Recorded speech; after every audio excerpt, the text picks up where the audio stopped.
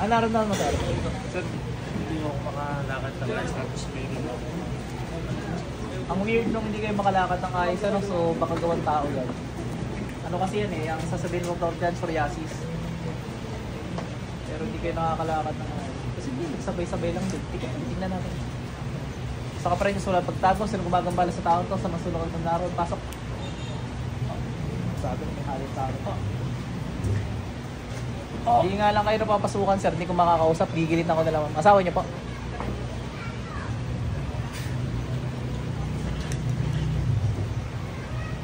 Lakad nyo nga, sir. Tingnan natin kung mag-o.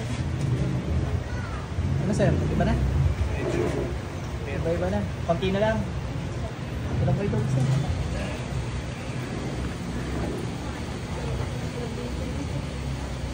Obserbahan din natin, sir, yung nasa balat nyo, ha? Baka mawala na rin yun. Baka gawang kulang yun. Okay na? Okay. Hindi kasi kayo napapasukan ka. Kausapin ko saan eh. Thank you po. Okay, sir. Hindi po makakalakad. Hindi kayo makalakad. Kailan? Nagsimula po. Makalakad kaya tayo ngayon. Nakakalakad. Sumusumbong po. Sumpong. May sumbong po katawan, hindi ko po may kilos. Pag ganyan, sir, pag potassium yan, wala akong nakikita kulang sa iyo eh. So, pero baka nababa ng potassium. check na po ako ng potassium. Hindi, nakakakilos ka nun. Pacheck ka na hindi ka nakakakilos na mababa. Hindi, na-confine po kasi ako. Ano, check? Nung hindi ka nakakilos. For Tingnan natin, days baka ako. nagtatago. Kaya lang, sir, ha, titingnan natin. Sa kaparang niya sula pagtago, sinong bagambala sa tao, pasok. Wala rin, wala akong nakikita. Isala na lang kita, ha? Kailangan malaman ng doktor kung ano yun, ano. Ang tingin ko sa utak. May CT scan na po siya. Wala nakita? Wala po nakita. CBC, blood chain, lahat po. Wala rin ako nakikita sa kanya. Padaling ko sa inyo na, baka sa inyo dadapasok. Kasi ang mga akin po nakapagpacheck up ang pong mga albularyo na po. Lagi po sasabihin may galaw po ng tao. Kaya ayaw po na magpakita. Ayaw po magpakita. Wala! Diba? Hindi nila matanggal kung meron. Dahil walang tatanggalin. Walang tatanggalin eh. Pagka siya pa isinumpong, talaga po siya para sa tulong po. Kaya di yan, epileptic o nababa potassium, yun nga, may tumor na hindi pa nakikita. Maybe 24 hours po, tapos kinabukasan. Okay lang siya. Okay na. Alakad pa rin. Ano po? Nag-aakay rin namin. Tignan natin, dadasalan mo ha.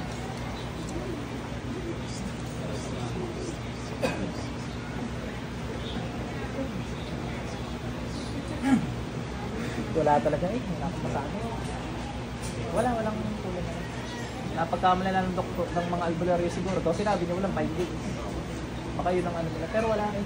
Kailangan siguro eh, kung hindi magbabago, tingnan pa ng doktor na may ADR. Ano po kaya halimbawa po maigi po ipa-examination namin sa kanya. Painaw? Examine po. Kasi tapos kami sa CT scan. So yung... Ay, papatest pa. Bali, Ano nga ulit? Hindi naninigas sa labas na, hindi ka makagalaw. Alam mo yung nangyayari pag gano'n. Alam niyo naman po eh. Wala lakas yung mga kilos. Pero gising ka. Tapos pag tinutuon ko po ng ano, ito po masakit. Ang sakit. Pina-therapy na rin po namin. Wala nang makita yung therapist na... Ibig sabihin napaparalyze siya. Si spine siguro. Ano na dyan? MIR.